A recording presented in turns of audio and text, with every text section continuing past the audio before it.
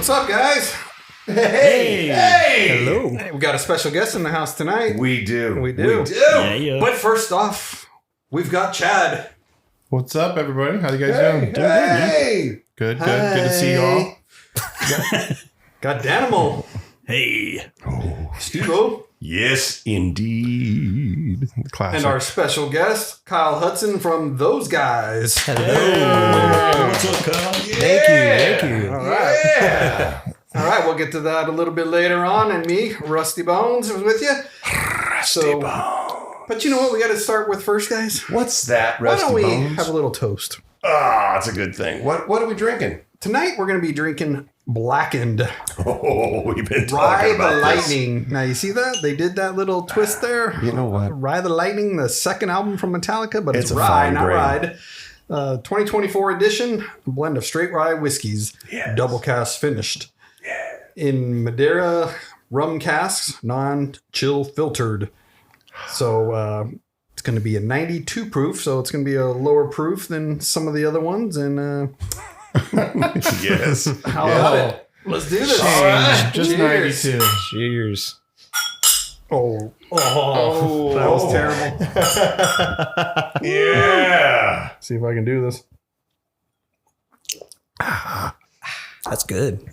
Now, was this made in whiskey barrels made of wood of trees that were struck by lightning?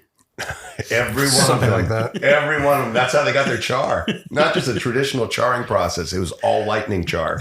And it was bottled by Sweet Amber Distilling Lightning Company, jar. Columbus, Ohio. I Well, don't know good what to stuff. say. That is for a rye. There is very good flavor. I'm Now, just normally I'm pouring these. This time, instead of doing a sample 1 or 2 ounce pour, Steve-O over there poured these and just gave us a whole glass each. It's like, what?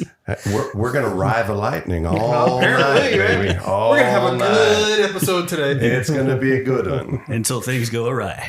Yeah! See what you did there? You know what? I can't put my finger on how this really tastes. I mean, what would you liken this to? Good. It is good. But it's good, but it has a distinct flavor that I can't match it to. It is the rum back note that you're getting from the barrel. The dark rum Madura. The dark rum barrel. That's the back flavor. Kyle, what do you think? How's it tasting? It's good. I mean, I don't have many whiskeys or bourbons myself, but this is very smooth, and yeah, I can sip it surprisingly. There you go. With the cigar, it's perfect right What's now. your cigar there you got going on? Well, I was treated to this cigar. Well, you got a Pappy Van Winkle. Yep, Peppy Van Winkle. This is a dungeon staple. Indeed. It's very nice. Indeed. Yeah, the draw's There you go. great. Nice finish with the whiskey. Yep. That's the way it's supposed to go.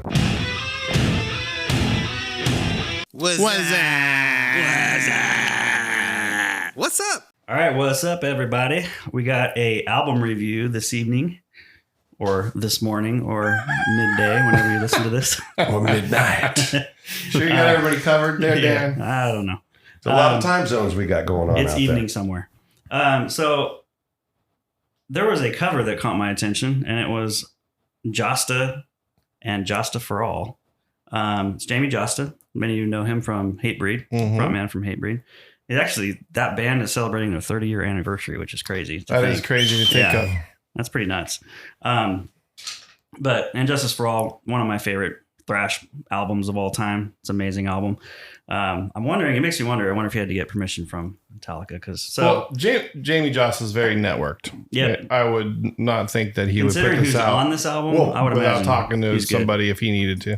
Anyways, I mean, I think I was interested in this because of some of the people that are on the album. And I'm a big fan of Hatebreed. I've been to Hatebreed shows and they're amazing. But you got people like Chuck Billy of Testament, Scott Ian of Anthrax, Phil Dimmel of Violence and Machine Head. He's now on Kerry King's solo project. You got Steve Souza from Exodus, and it is a banger. I mean, there's some thrashy songs. Like the first opening riff to me reminds me of a Megadeth riff. One of the songs, the song with Steve from Exodus. It's kind of a duet, so you kind of hear his style of vocals, and then you hear Jamie Josta's. It's kind of got some like really thrashy riffs and some hardcore Hatebreed-esque breakdowns. So it's kind of got like a lot of stuff that I think just people into metal in general would appreciate. The production's amazing. You can bang your head to it. Well, there you go. I think it's an amazing album. I would give it 4 out of 5 shackles. Nice. So why the title and Justice for All? Just because it's like there's a lot of guests? Is that I think the that idea of the part theme? of that is Jamie. It's his name. Yeah, it's his name. It's a clever pun. But I think also too, he's kind of a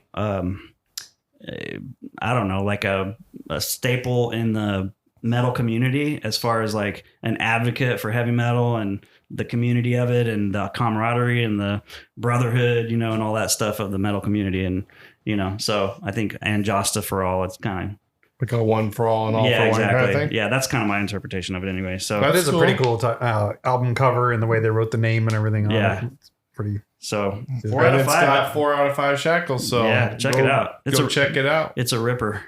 Nice. Real quick, just wanted to say a quick shout out to our new listeners. We got Japan on board, Russia on board, and Germany on board since Nice. the last Nice. time that we Welcome to the dungeon. people. So welcome to the dungeon, and Get your thumb screws. 4x4. 4x4. 4x4. 4x4. 4x4.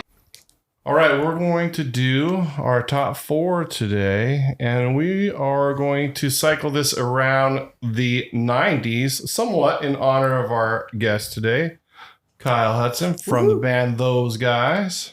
Yes, sir. So, Kyle, we welcome you here today. You're going to play these games with us before we learn a little bit more about you?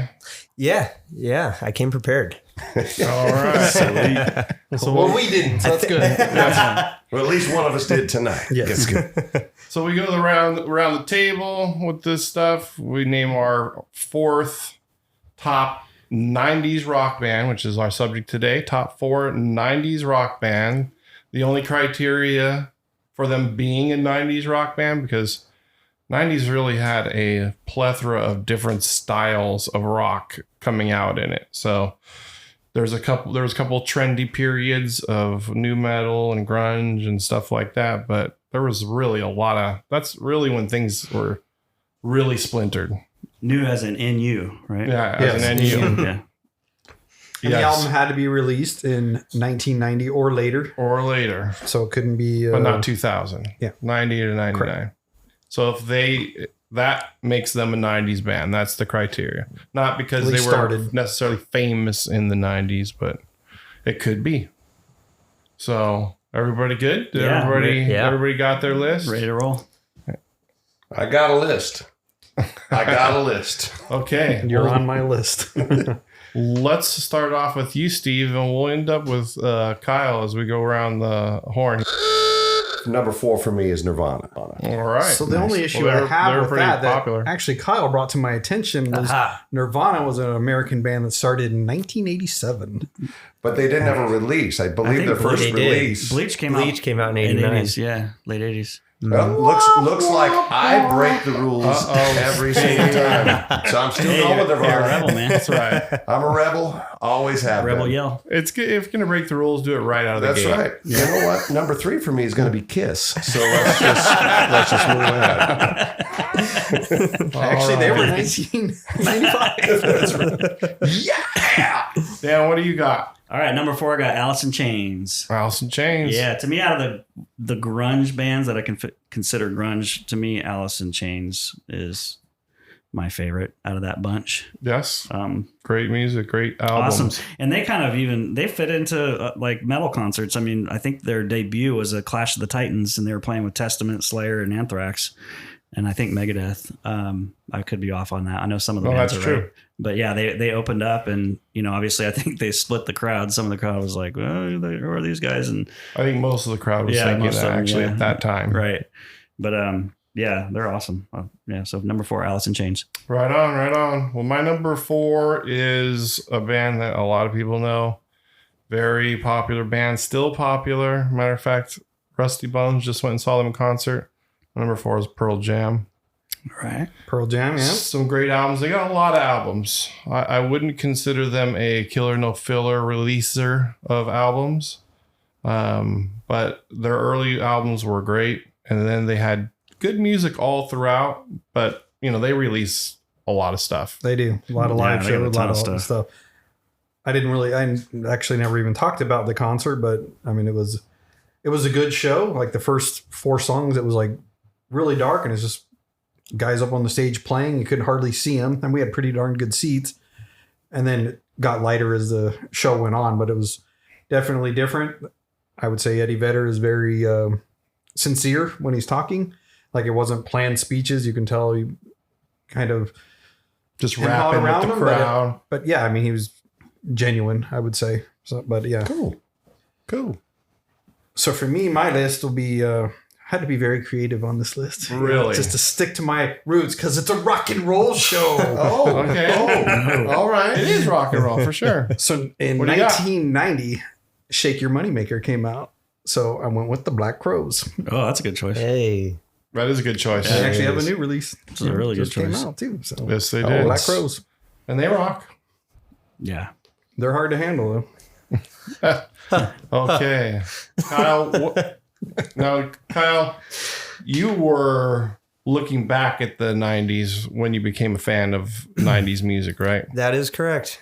So we often talk about perspectives of music and how we get into it and so on and so forth. Tell us a little bit before you give us your number 4. How did you get into 90s music? Yeah, so I didn't start singing until I was 20 years old. And when I started taking lessons, my vocal coach he was a rocker, and he introduced me to some of the vocal greats like Chris Cornell, Lane Staley, Alice in Chains was mentioned earlier. Yes, yeah. And so I got to know them, and that really turned me on to 90s rock and grunge, call it what you will. So when I was about 20, that's when I found out those bands existed. I didn't even know before then that they did. I think And what year were you, 20? What year was I? 20? 2012. Okay, so you were looking back at it. I was looking back, Good quite a 15 bit. to 20 years. Yeah, so it's kind of weird, but I haven't been able to see a lot of my favorite bands live because a lot of them passed away before I became a fan of the band. So that was unfortunate for That me. is an unfortunate part, yeah. Yeah, That's below average. Yes. Yeah. I had never had an opportunity to be able to see the Beatles, even if I tried. I had no opportunity because of when I was born. Right. Yeah. So that's, when I became a singer, I just started listening to the greats to me and my favorite singers. And really, I found out Dave Grohl was not only the singer for Foo Fighters, but the drummer for Nirvana at that time. And I had no idea about that growing up, so that when I saw that, I started researching all these bands and finding out everyone was tied together from Eddie Vedder, Chris Cornell, Temple of the Dog, Mother Love Bone, stuff like that. That really was the foundation of grunge and 90s and the Seattle scene and all that. So I just found really interesting on top of the great music. Yeah, well, very cool. So who do you got for your number 4? None of those. Perfect, gonna fit right in. You guys made a point on a few podcasts ago that it's really So hard. you're a listener? I am a listener, yeah. Believe it or not, Yes. I do like the show that I'm partaking in. No, it's it is very hard to narrow down your 4th pick. The top 3 were pretty easy for me. Yeah. Like I said, I was going off the criteria that Nirvana wasn't allowed because their debut album was before the 90s, and same with Soundgarden. Those are 2 of my favorite 90s bands. However, both their debut albums were before the 90s, and I'm not breaking rules over Oh, I here. break every rule. That's No, good. It's good. There Just are no go with rules it. in rock and roll, I That's guess. right. That's right. True. Throw the TV out the window. Yeah, thank you, Keith Moon. So getting those out of there, it was very hard for me to narrow down the 4th one, but I have to go with Bush. I really like yes, Bush. Gavin Rosdale. Nice. Yeah, some dad rock, Nice. But yeah, I love Glycerine, Machine Head, Nice. Yeah. Yes, With Kyle here, does it make it a 4x5? kind of, or a 5x4. 5x4. Yeah, 5x4. Just curious. Yeah. Sounds like Either way, In and out. Food for thought. I like it. Yeah. That's All right. All right, and number 3 for me, just carrying on with the hit parade. It's Pearl Jam for me. Yeah.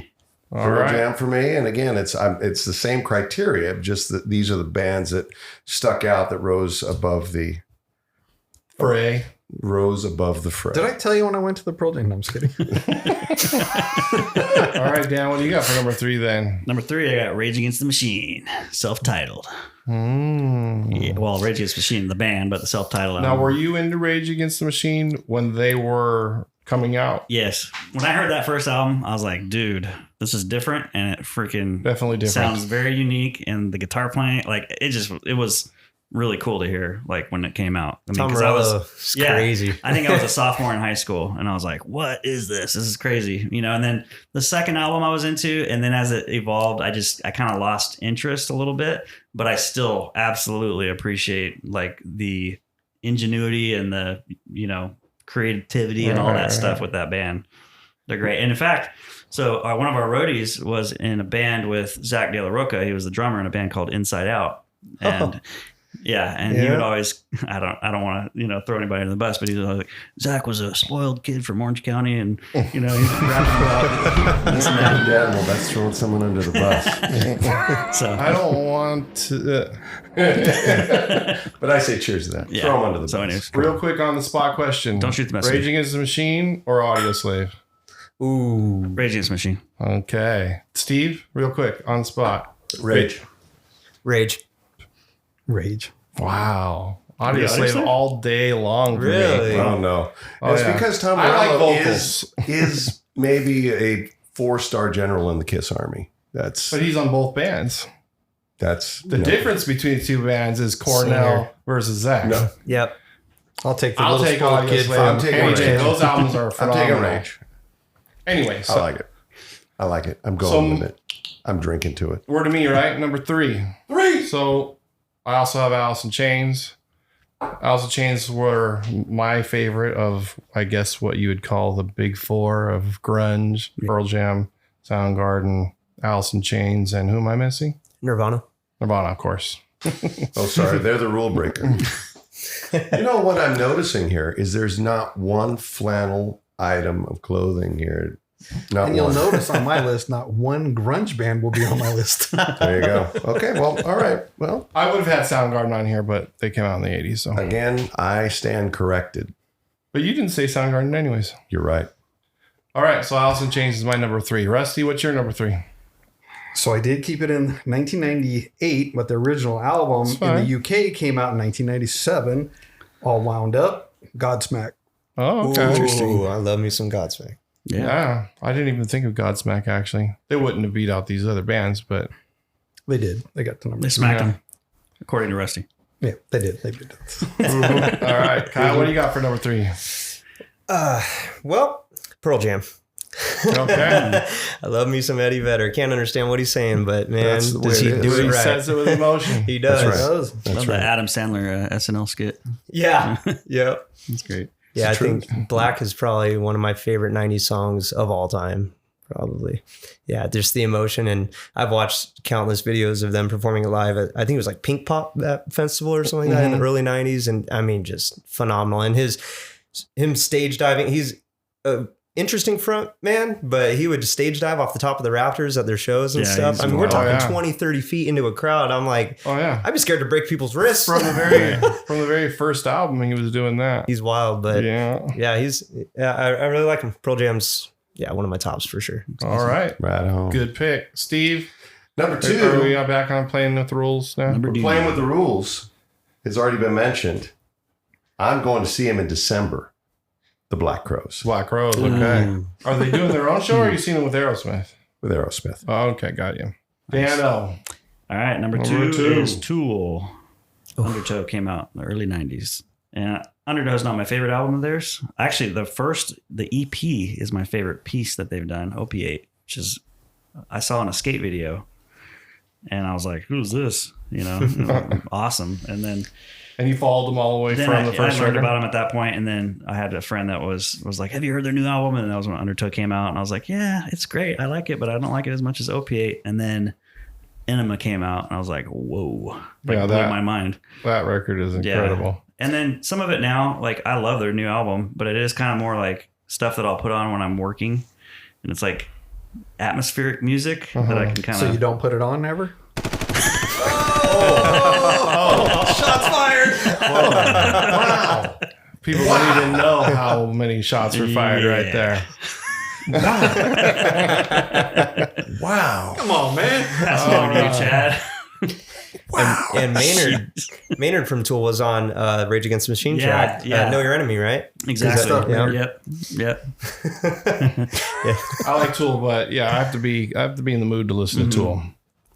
But they're one of those bands if you just kind of want, your musicianship, creativity to just kind of get blown outside the box. Yep. Yeah. Listen to that There's for a little bit. a newer video on YouTube of Mike Portnoy learning Numa, which is the second song off their new album. That was incredible. Yeah, and he's like having to learn it on the spot. He's like, "You mother effer!" He's like, "You chose this song for me to have to learn," but he got it. I mean, he got it pretty close. Well, he is Mike Portnoy. Oh yeah. Yeah. Back in Dream Theater. All right. My number 2 is a band that actually the lead singer, by some freak circumstance, ended up at our recording session when we recorded our third record.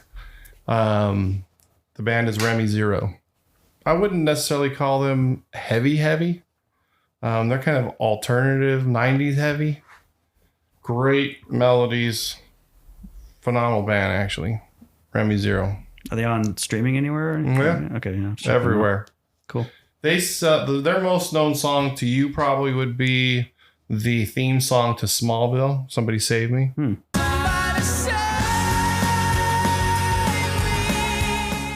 For me, number 2, 1990 again. Lynch Mob, George Lynch's band. Wicked Sensation comes out. Great album, great band. For you, Kyle, he was in Dawkins, and they had their issues, and he went on his own and came out with Lynch Mob.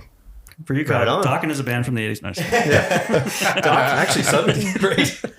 I think my dad, he played guitar, and I think one of the first partial riffs that he taught me when I was young was from Dawkins. Nice. It was probably completely incorrect, but he taught me something. That's cool, though. As long as you learn something and you move forward with it, then it's, you know what? Then you did learn the lick and it was good. Might even be better that it was a unique, That's riff. right. Can you still play the lick? I have no idea. It's been 20 years now, so All right. Kyle, are you on your number 2 right now? Number 2. I'm on number 2, right? Yeah. Mine are all previously mentioned, but Alice in Chains.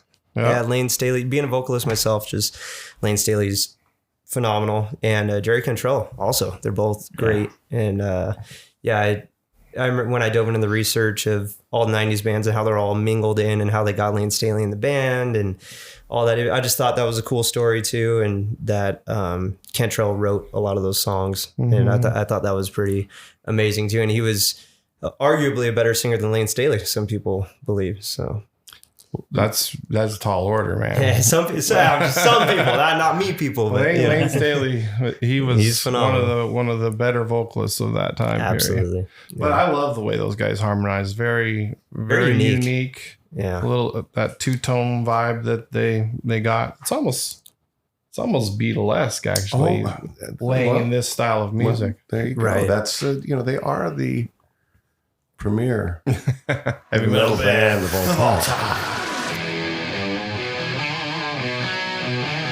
All right, number one. Number 1 is a band that I actually went to go see about a month and a half ago. STP. STP. STP. Does that hit the criteria, Rusty Bones? It does. Okay, all right. I was waiting to get called out again. No, they had an EP in '88. It's about rock and roll. It's a rock and roll show. Hey, man. I don't know what that was. Just doing drive-bys now. All right, number 1. Well, turns out I'm a rule breaker too. Yeah. But not by Kiss? far. Not by a kiss. Did you just Not look by this up far. or something? Yeah, because I looked. I was doing some research earlier, and I was like, "Oh, it made it, but by a hair." But it's October of '89, so It's a Pretty Hate Machine, 9 Inch Nails. That was their first album, but that's they were a '90s band for sure. But Yeah, they're definitely but broke the rules of the game. So there you go, Steve. I for one say bravo, Yeah. Daniel. Bravo. Love me some 9 Inch Nails. I think it's terrible. The criteria, actually, I mean, when you're talking about 90s bands, it's hard to not consider Soundgarden, Nirvana, 9 Inch Nails. But, the criteria dumped them in the late 80s. So my number one did come out. Their first albums came out in the 90s. They were post Nirvana band, the Foo Fighters. Ooh. They're Foo Fighters, my number one 90s band. Oh, yeah. You know the meaning behind that name? Phooey.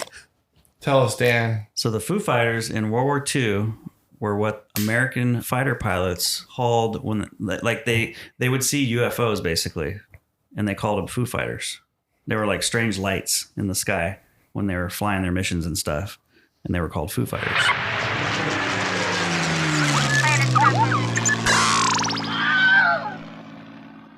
Rusty, what's your number one? So I stretched it all the way to the other end to 1999. I went with the number one answer. So the rest of you guys are wrong. I apologize, but hey, this is, my show.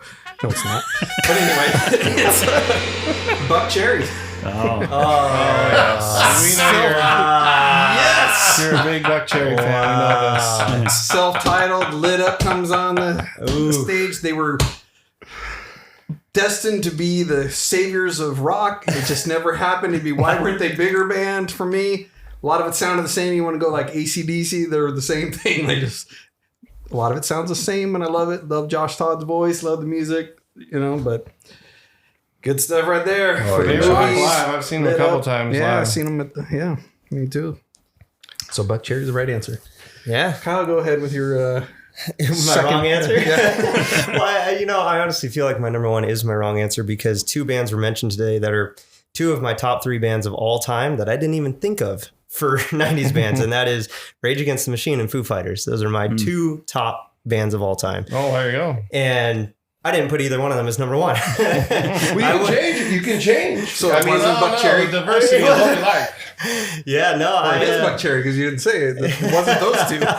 You can tell us what you originally had and then change it to what you want. That's what I'll do. Stone Temple Pilots I put as number one. Okay. Because for some reason I pigeonholed myself with grunge and I put them all under the grunge category. But my number one, I would have to go with Foo Fighters.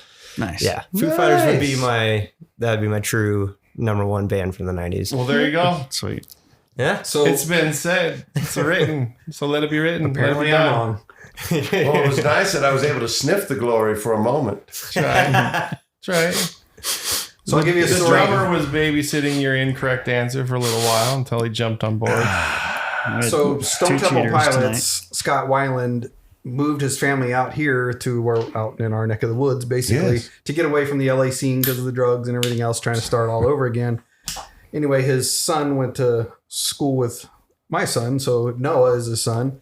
Used to stay at our house all the time, and they'd go out and get into trouble and all that kind of stuff like that in high school. And Noah's a musician as well. He was playing with Slash's son actually for a while. I don't know what he's doing right now, but Noah Weiland's out there doing, probably I'm sure Google him or something like that. He's doing music somewhere out there, but Nice. yeah. So that's Here we that. have these 6 degrees of everybody from the 90s. Now let me give you some more real good honorable mentions, so they weren't honorable forgotten. mention. You guys Okay. mentioned STP because I would have them up there. Rob Zombie was yeah. then. Oh, yeah. Well, White Now Zombie. here's some really good ones: Steelheart and Slaughter. Huh? Huh? Okay. Slaughter didn't come Slaughter? out Yeah, before well- the 90s? Well, it was like somewhere around that Really? time period there. You know what? Well, yeah. You know what? So I think well, Rusty they can Bones. stretch it. I think Rusty Bones is sliding some smooth up in there. And into the honorable mentions That's even. right. That's Yeah. not even worth fighting for. Right? I was gonna put a bunch of hardcore bands initially, and then I had to Stick do a it little to bit of you, research. I was 1990. like, I can't leave out Tool. Can't leave Well, there out. you go. Wow. 1990 also, Stick It Live. Well, I think it was a well-rounded 92, The Wildlife. complete list between all of us.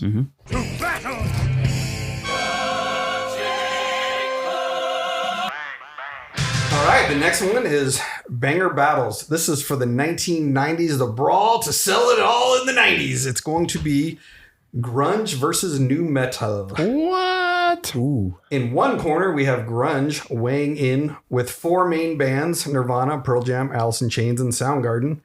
Grunge is an alternative rock genre and subculture that came to life in the mid to late 80s with bands like Screaming Trees, Mother Love Bone, Mudhoney, and who I believe is actually the pioneers of grunge music, Sonic Youth. Grunge, known as the Seattle sound, would be part of that. And then, where does Stone Temple Pilots fall into? Because they were a San Diego band that moved to LA, but kind of that genre, right? When you say, Weren't they actually a Marietta band? I thought the DeLeos were from Marietta. I know their parents lived around here. not Georgia. I don't know if they Really? grew up No. here though. Marietta. I had no idea. California. Marietta. Marietta. All right, so Where the Guitar Centers. I thought they did. Murtown. Guitar Center. Murtown. Blowout sale this weekend only. Murtown. But I mean, they would definitely fall into that time period Yeah. that would get lumped into that I style agree, of because music. you got bands from Seattle like Candlebox. I wouldn't really put them into that. Obviously, Queensryche from the same area. They wouldn't.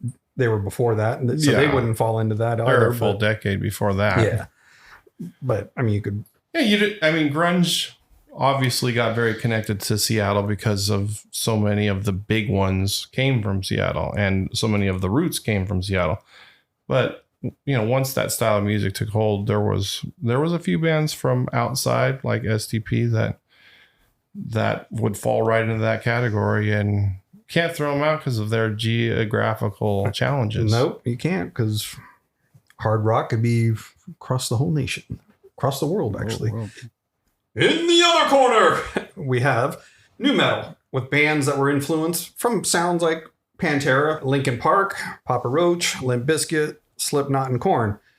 NuMetal is a subgenre of alternative metal. NuMetal has metal overtones with mixed in other genres such as hip hop, rap, metal, grunge, and a little bit of funk metal. So vocals include growling, screaming, and rapping. Some other bands: Seven Dust, Disturbed, Mudvayne, and Stained. So who wins this super featherweight battle? That's the 130-pound group, if you want to say it. Wow. Yeah, that was my own little dig right there. I see. Yes, yes. It's time! Ladies and We gentlemen, got Michael Buffer versus Bruce Buffer here. That's exactly right. it's showtime.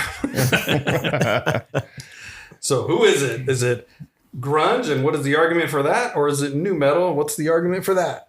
Who is the king of the road? Well, we know what Kyle Randy. thinks because grunge is his.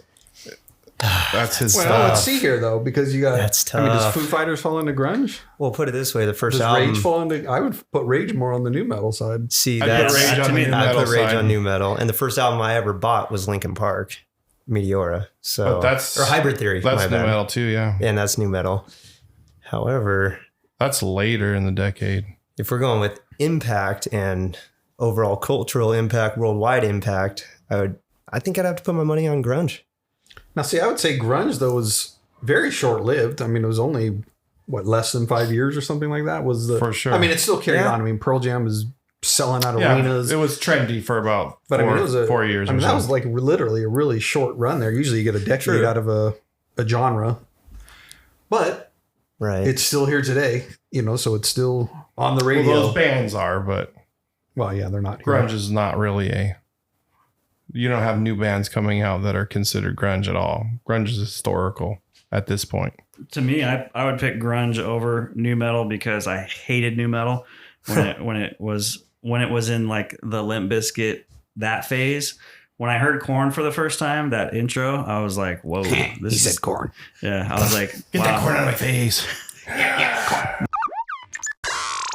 I definitely respect Slipknot. Once I saw them live, I was like, okay, these guys are legit. They can play. When I first heard them, I thought it was a gimmick, the mask and all It's that. for sure a gimmick. Yeah. But Yeah. they can play. Though they can definitely play. And to me, I wouldn't Rage you could put in new metal, but I think they're more innovators and pioneers. And they don't really fall into what was really considered new metal. And you had like But Rage would play with bands like Korn. for sure, yeah. But like before that, like before new metal, like Korn, to me, Korn was the band that really influenced a lot of those wave of new metal bands. Like Slipknot, and Mudvayne, Limp Bizkit, Godsmack, like a lot of that stuff, like got influenced by Korn, and but like the earlier stuff was like Anthrax and Public Enemy, like Bring the Noise, like that. To me, that was really the beginning of like crossover between metal. So it wasn't Aerosmith and Run rap. DMC. Well, that actually, there you go. That would be even before. So that to me was like the first, and then like Beastie Boys, like that. But that was different though. I mean, I agree, because when you had Bring the Noise, the Aerosmith version with Run DMC really wasn't that much more like the new metal, right? For what it Anthrax wasn't anything like NuMetal, right? Yeah. The time that NuMetal was around, like I was like a metal purist. I was like, this stuff sucks. I hate it. because in the 90s that was your coming of age year. Right. I was in the hardcore scene, then I started getting into like, see, that's funny heavier because stuff. that's how we used to feel in the 80s about bands that were not like the bands that we liked. Mm-hmm. But by the time we got to the 90s, all those bands, I just took them for face value. Well, I feel like there was a big band dynamic change when it came to nu metal.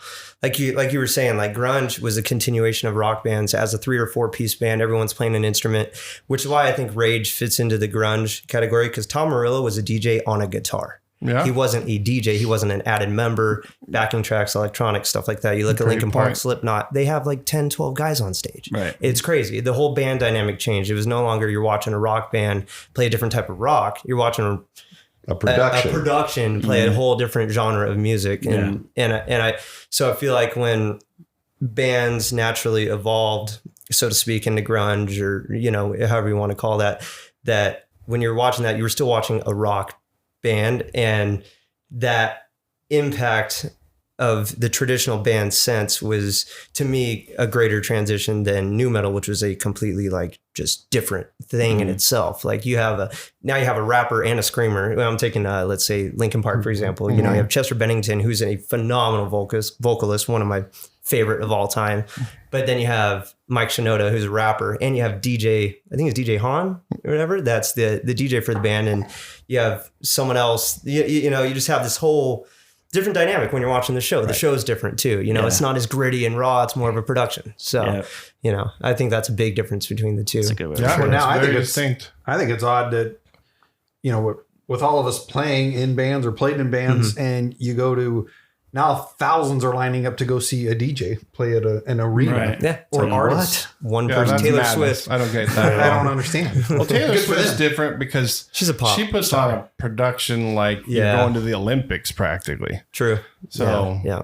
if you want to see the opening Olympic show, Yeah, that to me would be like a modern version of like a Tina Turner or a Madonna or something like that, Yeah. where there's like that front person, and then you got the dancers and all that stuff going on.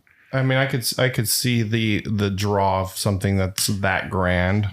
I just, her musical content is made to connect with, high school girls mostly. Apparently football So players.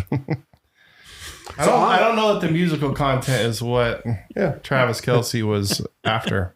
Yeah, probably not. So on this banger battle, is it a knockout? Is it a TKO? Is it a draw? Where are we at on this topic here? It's interesting because we're talking, the group, everybody, we're kind of defining who's in grunge, who's in nu metal, and we're still kind of figuring that out because there's some good bands that I would consider in nu metal that don't necessarily get flashy DJ and are, they're like rock bands, 4-piece rock bands that I would say, because they have some rap and so on and so forth, fall into that category, that I think are great. Papa Roach. Ooh. POD. Yeah. POD is good. I mean, those guys, they rock.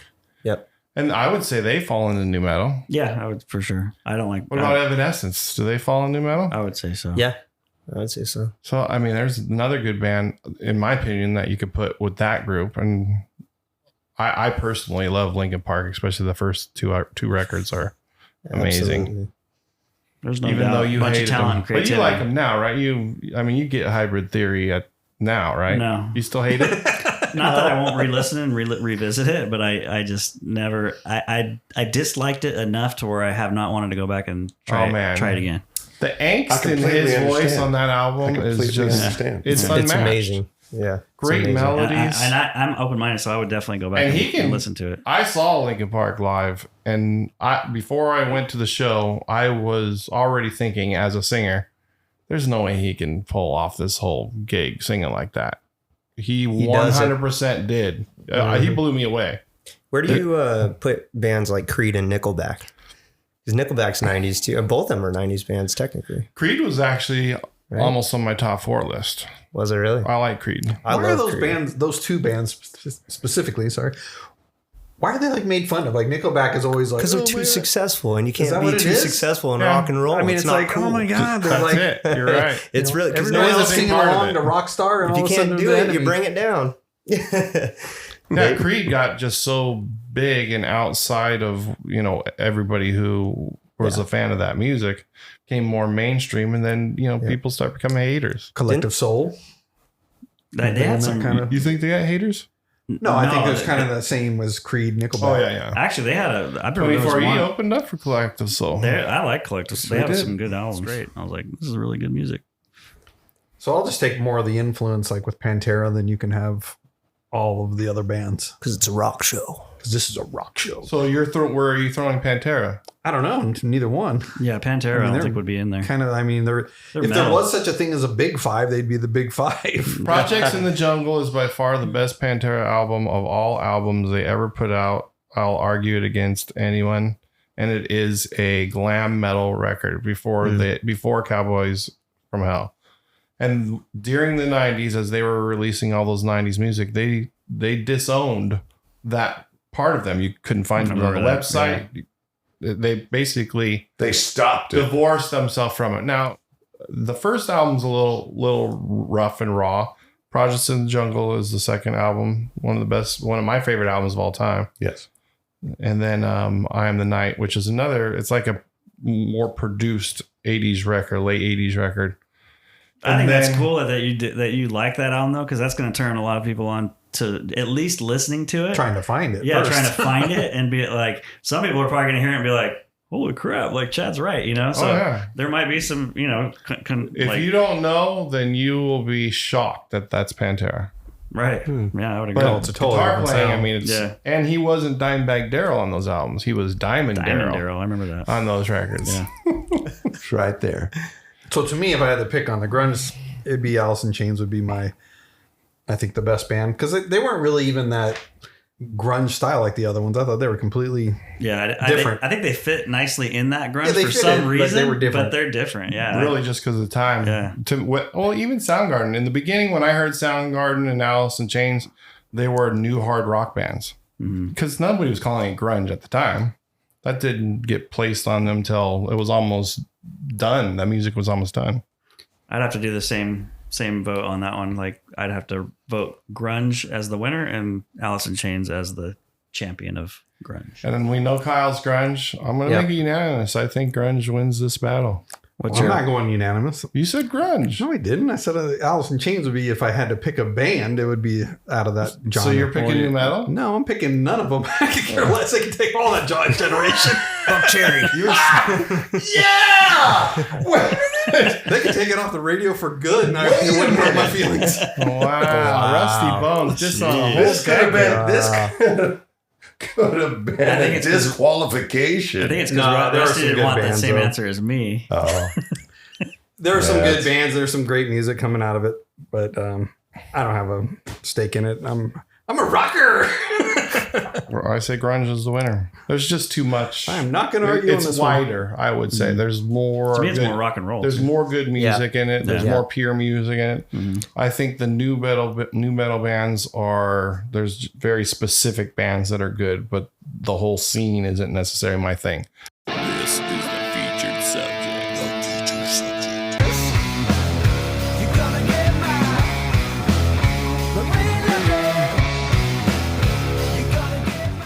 All right. Well, that was a little sample of the band Those Guys and their song Rain Lucky that is out now. Yep. So hope you guys like it. Go check them out. And we have Kyle Hudson, the lead singer and songwriter and guitar player for the band Those Guys. Yeah. Yes. Welcome again, Kyle. Obviously, you've been Yeah. here talking rock and roll with us because if you're a rocker, there's nothing better than talking rock and roll, right? That's right. Thanks for having me, guys. Absolutely. So, why don't you tell us a little bit about those guys? Where'd the name Those Guys come from? Well, it kind of started as it was never supposed to be taken seriously. One of the local bars that I was a regular at, the owner said if I ever threw something together that we could book a gig there. So me and I know a lot of the players around town, just going through the open mic scene and stuff. And I just got some of my best friends together to play some music, learn some covers. We put together a 3-hour set, and I told him, "Hey, we're ready to play." He's like, "Well, what's your name?" And I'm like, "I'll figure that out." And then I just came up with Those Guys because it was like a one-off thing. It was never supposed to be taken seriously, and then kind of just evolved from that. What made you want to become a musician? My dad and my mom, they were both musicians. My mom was a drummer, and my dad's a guitarist. So That's awesome. yeah. It just kind I of. just wish I could say my mom's a drummer. For sure. I wish your mom was a drummer. So they were your early inspiration. Was there any bands that inspired you? No, I mean there were bands that inspired me to write music when I ended up taking it to the creative process of writing my own music, which is the Foo Fighters, my favorite band of all time. I just thought Dave Grohl's story was so cool, especially in the Foo Fighters debut album, how he wrote and performed every instrument on that album. I just thought that was the coolest thing ever. And I was like, I kind of want to do something like that. Like I want to write music because I didn't have anyone to play with really. So I was like, oh, I'll just write some lyrics, some guitar, some bass lines, stuff like that. And that inspired me to write my own music. But as far as just playing, I mean, I picked it up young when I was 11 years old, and it fell off through high school. I kind of abandoned the guitar for a little while. And you know what made me take playing guitar seriously was this kid named Dylan, I think in 5th or 6th grade, something like that. He got all the girls because he brought his guitar to school and he would play. And my crush at the time loved him because he would just show up and play guitar. He wouldn't sing, nothing like that. And I was like, man, if I can play guitar, I could get the girl. So you know what? Now looking back on it, that kind of sparked that interest, I So guess. Foo Fighters, your favorite band of all time. Who would round out your top 4? Top 4 bands. We like top 4s around here. What's your other 3? Yeah, you do. Definitely Rage Against the Machine. Royal Blood, which is a more modern band. They started in 2014. That's definitely my top 3 is Royal Blood, Rage Against the Machine, Foo Fighters. When it comes to that 4th one, man, there's so many. I wouldn't even know. I know my top 3. I don't know my top 4. It's hard when you're eliminating 1,000 other bands Exactly. or however many bands. What do you like most about playing music? The chicks, dude. The chicks. That's why we all do it. That's a rock and roll answer. Yep. No, it's the camaraderie of being with my best friends on stage and just having fun. If you've ever been to Those Guys shows or if you ever come to Those Guys shows, I guarantee you're just going to see us up there laughing, having a good time. So I've seen you play all around. I've seen you play the Whiskey A Go-Go up in Hollywood, the House of Blues, Wild Wild Fest. Yep. What do you consider to be the best place that you have performed? The Whiskey Go-Go was great because it's pretty intimate, a lot of history there. That's probably one of my top places. Who's in your band? Tell us a little bit about your bandmates. All right, so right now we've been through some members, but we've had this core group for probably 4 years now, a little over 4 years. Stephen Harding's my bass player, phenomenal bass player. I mean, the best that I've gotten to see live. Just his chops are insane. His favorite genre is funk, and he can slap that bass. He can shred the bass. He can, fingers pick, whatever. I know his favorite bass player is Lemmy. And we've done Ace of Spades a few times, and he goes off on that. He sings too. My guitar player, Shred Sean Mayer, he was in Blessed by a Broken Heart. They were an international touring band. I think they've played with Maiden and stuff in Japan back in the day. Nice. Yeah. He's played some really big shows for sure. And you guys call him Shred Sean? He goes by a lot of names, but that's the more universal one. What's his influence? I know he likes Satriani and like those virtuoso players. Yeah, virtuoso players for sure. Eddie Van Halen. I was going to say Eddie Van Halen. I could see that from him. I think that's his. I might be mistaken, but I think that's his favorite guitar player. my drummer is Anthony Neserato. That's my best friend since I was 11 years old, so 20 years now. And he's got a funny story because we grew up playing Rock Band together, and that's how he learned how to play drums. It was from the game Rock Band. And he was so good at the game that one Christmas, me and my parents pitched in to buy him a drum set, like a little SP, sound percussion drum set. Sat at his house for like 4 months in the boxes. Didn't even unbox the thing. So I had to go over to his house, unbox it, set up his drum kit, and actually showed him how to play his first licks on a real kit. Because now it's like, oh, you got to move, limbs in all different directions and stuff. And he took it from there and you just went crazy. Anything to promote? Obviously, Rain Lucky. You can download it where? All your streaming platforms, Apple Music, Spotify, YouTube. It's everywhere. And then I have my own single under Kyle Hudson called Like a Flood. It's more of an acoustic, totally different than the band stuff, but just my own little single I put together. It's actually a song I wrote about 12 years ago that I finally got around to releasing. So yeah, it's under Kyle Hudson on all streaming platforms also. What's the name of that song again? Like a Flood. Like a Flood, all right. How do they find you? Yeah, Facebook, Those Guys Band, Those Guys BANNED. Same on Instagram, Those Guys Band BANNED. Well, thanks for coming in, hanging out with us. Thanks for having me. That was awesome, man. Great to have you in here. Right on. Wish you the best success going forward.